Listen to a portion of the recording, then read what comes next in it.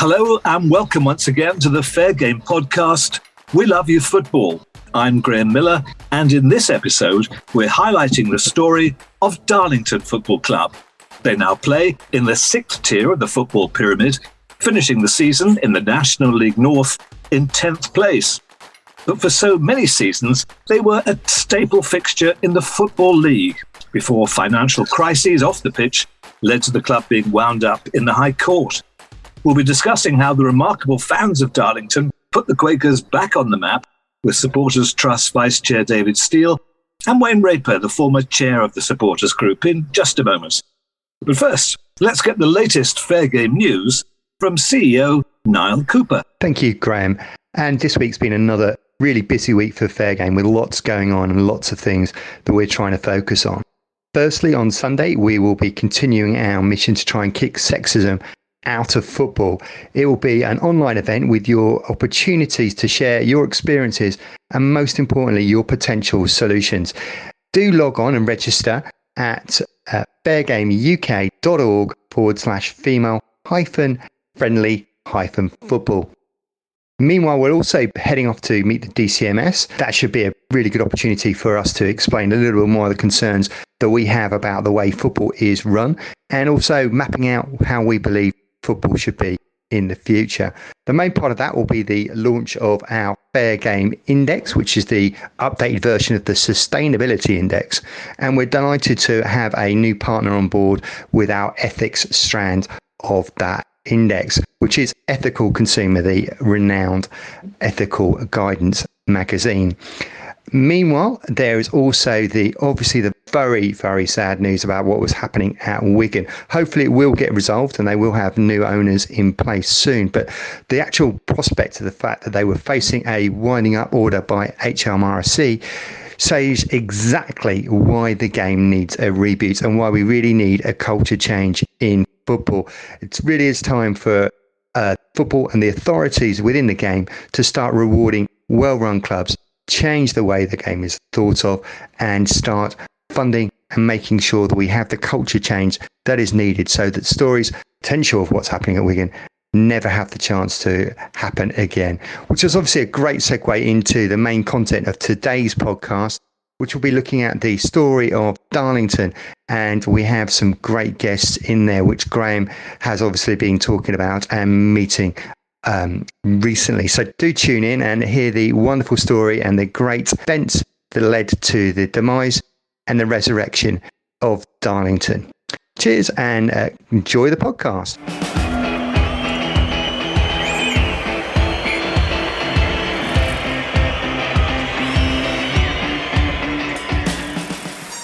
Thanks, Niall, and welcome back to the Darlington story. David, let's start with you. I know you've been an ardent fan since the late 80s. You're now vice chair of the club's supporters group. The club supporters, you not only steadied the ship over the past decade or so, you rebuilt it from scratch. For new listeners, remind us of what happened and just how bad things were. I mean, there's a long answer to that question, but you can cut to the quick by looking at the club from probably the early mid-90s through to 2012, where we were owned by, I think it's fair to say, we're in a succession of fairly difficult owners who were largely self-serving, didn't have the club or the supporters at heart. This culminated in 2003 when George Reynolds, who was the owner at the time, who most football fans will have heard of in one way, shape or form, moved the club from Feasterton's, its home for a long, long time, to a 25,000 all-seater stadium on the edge of town. And in that 2003 to 2012 period, the club went into administration 3 times. So we were effectively a Division 4 League 2 club playing home games in a mansion that we couldn't afford. And numerous fairly poor owners followed Reynolds across that period of time. And in 2012, under the ownership of Raj Singh, we were effectively made homeless. We had no players. We dropped from what is now the National League to the Northern League, and the club effectively started again. We weren't even allowed to use our name of Darlington Football Club. We had to rename the club Darlington in 1883. And as Wayne will pick up, no doubt, as he was part of the rescue group. The fans refused to let the club die. We took ownership of the club. I don't think Wayne really knowing what the future held, but just at that time, we knew we wanted a football club still to exist, and we'd been through so much in that kind of 2012 period of fundraising and paying the players ourselves, and thinking the club was about to go out of business and travelling in big numbers to Barrow on an away game where we all thought it was the last time we watched the club play. So there was a big desire for the club still to exist, and it looked like the only option at the time was for the fans to buy it and take it into fan ownership and kind of get away from the previous few decades of the club just being constantly kicked by non-Darlington supporting wealthy people who didn't really have the club's best interest at heart. Wayne, it is confusing for the sort of general football fan. I remember at the time, George Reynolds, the chairman, I think he put in around £30 million in the club, and you just wonder what happened. I mean, it's all your Christmases coming in at once, and then bang, it all goes wrong. I mean, what happened? It was a strange old time. I mean, George in the early day was the White Knight. We were still playing at Feetham's at the time. We'd built a new East Stand, not paid for, leveraged against the ground and various assets. And it really came to the point where we were facing the real distinct possibility of going out of business in those days. And that's why George came along in the first instance. I think George had a checkered past, but had done well in business recently. I'm sure people remember him being listed in the Sunday Times rich list, and some of the stories he used to tell around ringing them up because he actually disputed. He said, I think if I'm worth 200 million, then I've lost 50 million. I think we need to phone the police and find where this 50 million is. That was the type of character George was. And obviously coming into the club in the early days, that charisma, everybody just really dialed into that. He came with a fanfare on the pitch with the scarves, whipping up the fans, making football affordable for all at Feetham's. And we really had a great couple of years there. He invested in the playing budget heavily, brought in some superstars, Marco Gabbiadini, Neil Heaney. Had a really great season, and then obviously came up with a plan to move to the ground, which I think, at the time, we were all on this, there was this journey, everybody was on that train, everybody was positive, and yes, a 25,000 seater stadium for a town the size of Darlington did seem odd, but, there was that inertia, everybody was carried along with that dream that he was selling us, and it was rosy. A lot of people, we'd had a lot of false dawns regarding kind of new stadiums, and I remember the first steelwork going in there and driving past and thinking, this is real, this is happening. We're going on this journey. We've got this 5-year plan. And then the wheels fell off. So basically, George, his businesses weren't quite worth as much in real terms as they'd been valued. Like you say, he pumped a lot of money into building that stadium, but ultimately couldn't afford to finish the stadium. So he's had to take loans in from the well-known Sterling Consortium back in the day. I'm sure some of the older fans are aware of the Sterling Consortium, and football club bailouts was the thing that they did back in the day. And when that loan was defaulted on, they assumed ownership of the stadium. And in 2003, when we moved into the finally built stadium for the first game, in which should have been that real fanfare, the kick-off of the momentum, our ascent through the leagues. At this point, he had no money to put into the playing budget. So he'd absolutely decimated the playing squad. He published the wages of the players in the papers. Coming from a factory background, he thought he would just be able to replace these players with, it's like taking skilled workers and replacing them with unskilled workers, to be perfectly honest, And he brought players in who a lot of people had never heard of, big promises. We lost the first game to Kidderminster 2-0, and we never really recovered. To be perfectly honest, it was a bit of a downward spiral from them. And like I say, that catalyst that should have shot us up the league ended up being the one that was the beginning of the league demise, shall we say. So no football club, no name, no players, no ground. What made you decide to try and resurrect it? Why was it so important to you to save the football club? So I think being a fan of many years, something that run in the family. My dad took me to the first game in 1989, and I remember the night before that Barrow game, and that's when it really hit home. There'd been a lot of talk about this might be our last game. We haven't got the funds to proceed. The administrator's going to close it down. It wasn't until I was sat there reading the club message boards and looking at some of the footage from the past, and you know what? It really dawned on you that this could be the end. And I think the same thing happened to a lot of fans, and I think there was just that. That groundswell. This club's been here since 1883. We can't let it die under our watch. We have to do everything we can, to try. And we've never run a football club before. We were a group of fans and local business people that just came together and said, right, what can we do?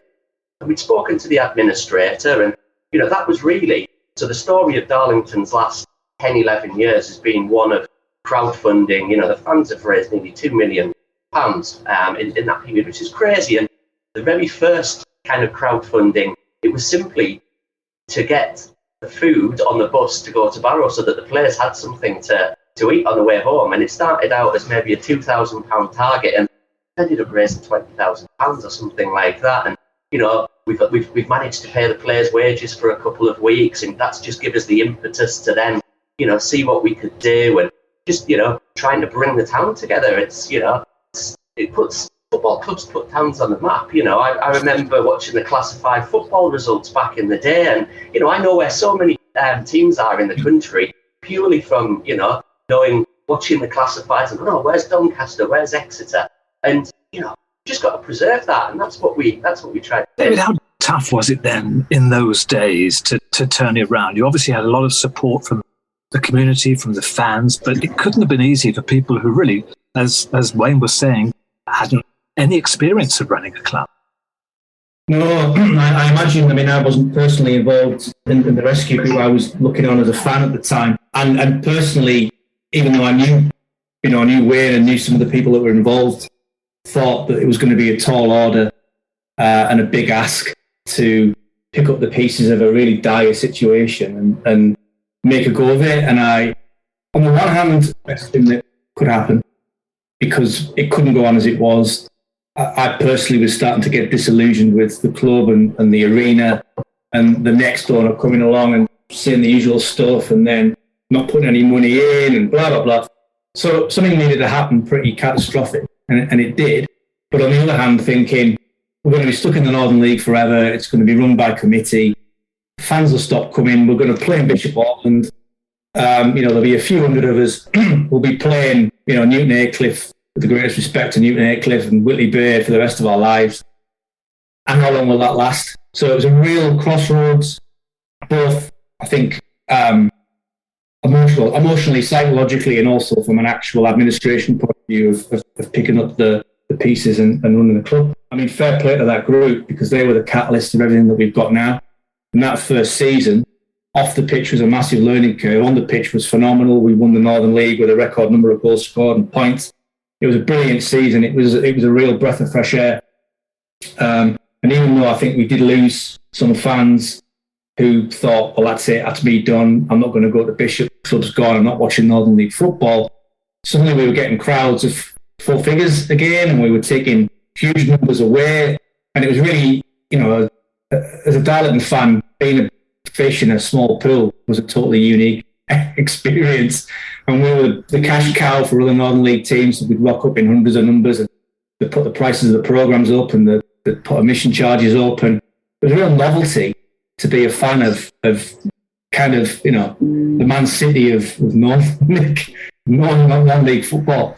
But, off the pitch, there was so much that guys had to do. Put the infrastructure of the club in place, raise funds, give Martin Gray, the then manager, a budget that was competitive to do well. So really, the version of the club we have now that we'll come on to talk about, the embryonic journey of that. And they did an amazing job, because I imagine when it was just kind of take each day as it comes and learn as you go and get by. And I know there was some, lean periods and some difficult periods.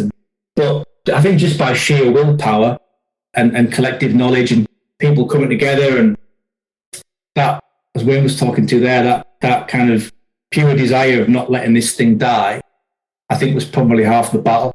How are things now then? I mean, when you look back to those horror days, how well established are you now? How well set as you look to the future? I mean, that was 11 years ago. We're now a very well established National League North club.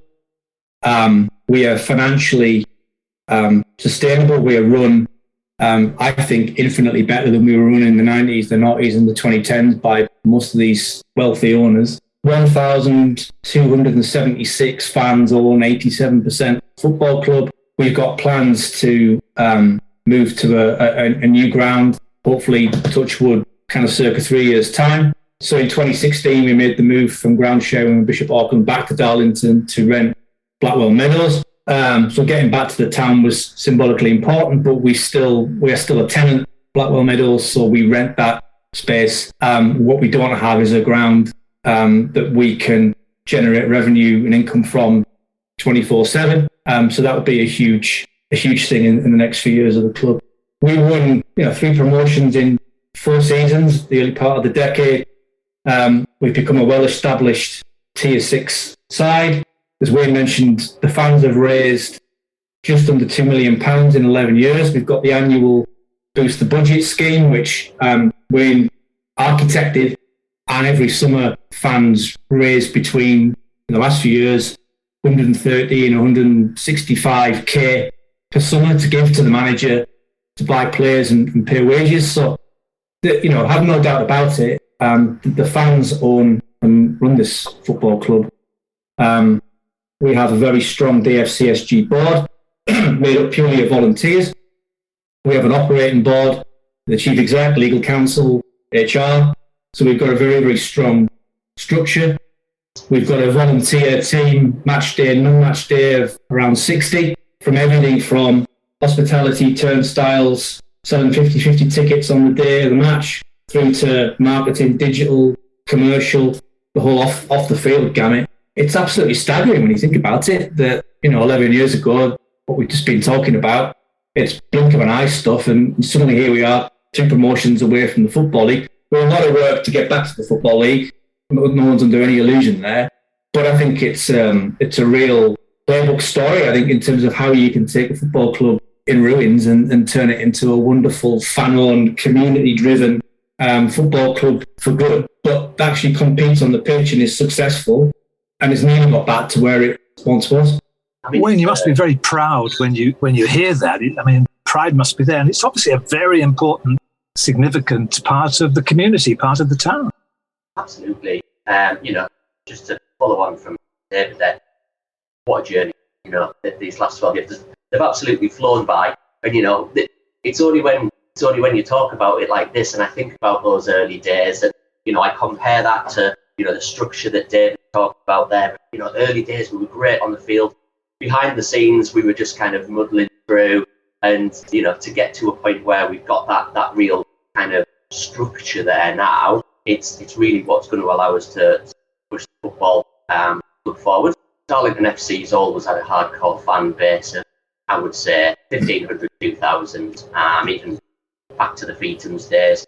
And, those are the people that have stood up and been counted. And do you know what? We talk about kind of football clubs being at the heart of the community, but I think it's not until you kind of start to interact with these people. So I volunteer on the turnstiles every home game, and getting to meet the general public, the Darlington fans that are coming to is fantastic.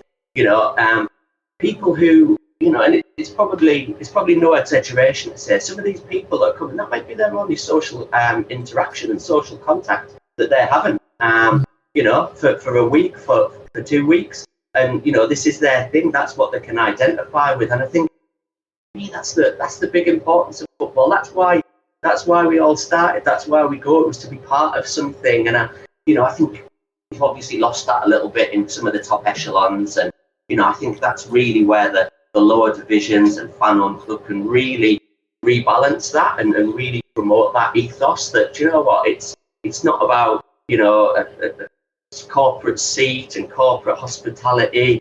It's about, Dave from down the road coming for his football fix on a Saturday afternoon because, that's what he's done. That's what his dad did. That's what his granddad did. And, that's where the real sense of pride comes. Just knowing that, we'll be able to pass this club down to the generations because it's in our control to do that now. It's one thing to get the infrastructure in place and to sort out the finances, but the success on the pitch as well, extraordinary. How do you manage that? In the early days, it was very difficult. I think we compared it to, if a tree is going to grow tall, it needs the roots underground. And on the pitch, this tree was growing and we were getting promoted through the leagues and, underground, the roots weren't there. We didn't have the established framework because ultimately when we, as David alluded to at the start there, we couldn't stagnate at that level. We were a football league club, and suddenly we're at the ninth level of the pyramid. And if you were going to get stuck there for a year or two, you lose the support. You might end up with 400 or 500. It's really difficult. So we had to get it off to a big bang, and we had to give the manager as much money and as much backing as we could to build that inertia to get through those levels. And then all the time we're scrabbling around behind the scenes thinking, we have to look at ground grading and things like that just to, we're flying up these levels. We're trying to build a new ground. We're trying to build a ground for a level that we're at now, and then we get promoted and we have issues with the number of seats in the stadium because one of the nuanced rules in the Green Guide is that to qualify for the playoffs, you need 500 seats undercover. Now that's the only playoff level where you need those grading requirements in place before you can compete in the playoffs. So it's usually the season after in the March you've got, if you've been promoted, to do work on the ground. So there was all sorts of things coming out of the woodwork like this. And as David alluded to there, we weren't a bunch of people that were working 9 to 5 for the football club and being paid for it. We were a bunch of people that were going out to work 9 to 5, coming home, having our tea, logging onto our laptops at 6 p.m. and working until midnight to answer mails, to communicate with the league, to do the secretarial roles, to, sell the commercial packages. People were working kind of 12, 13 hours a day just to try and push the football club forward. David, clubs up and down the land are struggling. Fair Game is all about helping clubs, advising clubs and so on. Now, you've written a template for how to survive. What advice would you give? Are there kind of 3 or 4 points that you would help other clubs with who may be going through a similar circumstance, or they fear this kind of thing could happen to them, or they just want to hear really the words of how you did it? I mean, what can you say to these other clubs? I think there's a couple of things I'd say. One's practical and one's a bit more emotive. So on the practical side, I personally wouldn't be keen for Darlington Football Club to go back to single owner status. I always think whether it's, right now it's, 87% as a majority shareholder, even if at some point it got down to, kind of 75-25 or whatever with fans retaining that ownership. That's a very de-risked model compared to most football clubs. And as we've seen in the last few years, where an owner walks away, that club is stuffed.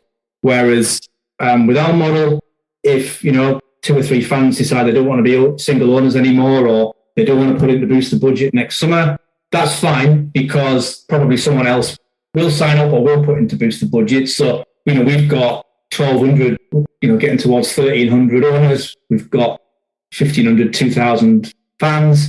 They're all going to walk away. So from a safety sustainability point of view, that's very, very attractive. And I look at, our friends down the road at Hartlepool right now. I wouldn't want to be a Hartlepool fan for a few years.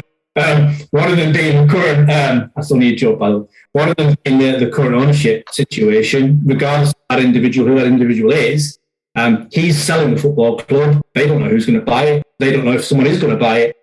So that's very precarious. And we no longer have that. We're not the wealthiest club in the world. And there are Darlington fans who, regularly online and in person will talk to you about wanting a big investor to come along and put a load of money in. And I get that from we'd have more money to spend on the pitch and we'd get up the football league ladder quicker and blah, blah, blah. But actually from a business sustainability point of view, it's not the way to go. So from a practical side, I'm constantly saying to fans of other clubs, I know if you can get the fan ownership somehow. I was saying it to Newcastle fans a couple of years ago. It was the best thing you could do, because it would just give the club and the community a long-term vision. From a motive point of view, going back to what Wayne was saying about why people do this, without getting too sociological about it, Darlington is in the northeast of England, so it's in one of the poorest, if not the poorest part of the country. Its fans are largely working class people in the main. We've got some wealthy supporters like most clubs, but the majority of them probably in, kind of average or lower paid jobs by virtue of the fact that they live in the northeast of England. And these people will, just by being asked, will give lots of money to the football club every year through season ticket, booster budget, 50-50 tickets, lottery, shirt, merchandise, hospitality, because they love it. And that's a very, very powerful humans coming together thing. And you don't get a lot of that in football in terms of ownership. You get it on the ground level. You get it, I see big clubs doing food bank stuff, and that's wonderful, and community work, and that's brilliant. But actually at the boardroom level, most people get nowhere near it in the main. So from a kind of emotional, local kind of almost piece of social history, the more fans that can get into fan ownership, the more clubs that can get into fan ownership, the better that's going to be for its local community. Those people, they feel more engaged, they can volunteer. What better thing for a fan of a football club to be able to say that they play a part in its running by doing some online digital marketing, or sell 50-50 tickets, or work on the turnstiles, or write an article, or whatever it might be. So it's an amazing thing. So, in terms of advice, that's a big question. In terms of, do you want your club to be long-term, viable, sustainable, financially well-run, de-risked? Fan ownership is a superb model. And also, it can be done at a high level. You look at German football, there are clubs in the Football League, there are a lot of clubs in Scotland that are fan-owned, that are playing at a pretty good level, that seem to have good investment and are making strides. But also from engaging the fan base, from the kind of local community. For me, I think that's infinitely better than being foreign-owned, having a load of money knocking about, but the relationship between the local people and the football club seems quite distant. Wayne, you hinted earlier that the ambition is to get back into the Football League, but is there a little worry in the back of your mind that it might spoil things as they are now? That is always the worry, definitely. It would be a great problem to have because we would have achieved it. But I think you've just got to look at some of the other fan-owned stories, and I'll point to the FC United story as a good example. A club that was set up by disillusioned Manchester United fans who were opposed to the Glazers and the way that the football was going. So they decided, to create a football club from scratch that was a real heart of the community. And the whole point of the football club was, to be that heart of the community. A lot of the developments that they did at the ground, a lot of the schemes that were run were very much for the benefit of the community. But of course, they had quite a big fan base and quite a lot of resource, so they started to shoot up through the leagues. And, it got to a point where I think they kind of hit a bit of a glass ceiling. And what you then get is divisions in the fan base, because, you've got some fans there who are really ardent. We're here for the community. This is the reason for doing it. If we've hit a ceiling, we've hit a ceiling. That's just it. We're still doing all these great things, outreaching into the community. And you've got the other part of the fan base that, maybe came from a different route and liked to watch a team that was winning every week. And, they're just hungry for this success. And I think, that could be a problem we face at Darlington. So far, the fan-owned model at Darlington has been relatively unchallenged. But I would imagine, if we get to the point where we've got a purpose-built stadium, we're looking towards getting back into the league, suddenly it becomes an attractive proposition for the types of characters that we've warded off in the past. And, I'm fully braced for, at some point in time, there will be a conversation where we do reach. So I would argue we've reached the ceiling now, but then we've got plans to get to the next level by exploiting the extra revenue from the ground. But we're under no illusions. We're not going to get to the Premier League with that model. And I'm sure when time comes, and that could be when we get into the league, that like I say, we start to get some characters surrounding the football club that start to think, oh, well, actually, there's some money to be made here. And that's where, I think it's the jobs of the supporters group representatives, just to remind people where we've come from. People have short memories. We've got a lot of fans that come now that never knew of us before we were fan owned. And I think there's going to be a real challenge down the road when it comes to it, just to kind of find that equilibrium. And as David alluded to there, that might not be 100% fan ownership. That might be a 51-49 model. And I think those are the sorts of conversations that we'll hopefully have down the line, because, like I say, that'll mean we've achieved a level where there's a real interest in the football club again from the wider football fraternity. Wayne Raper and David Steele, thank you so much for your time. It's been a pleasure having you both on today. The Darlington story was chilling, but an example really with dedication, determination and drive. Those football miracles, they can still happen. Fair Game is all about why we love football and coming up with ways of how we might help fix the many problems that we know exist in the current game today. I'm Graham Miller. Oliver Ellis is today's producer. So until the next episode of We Love You Football, it's goodbye for now.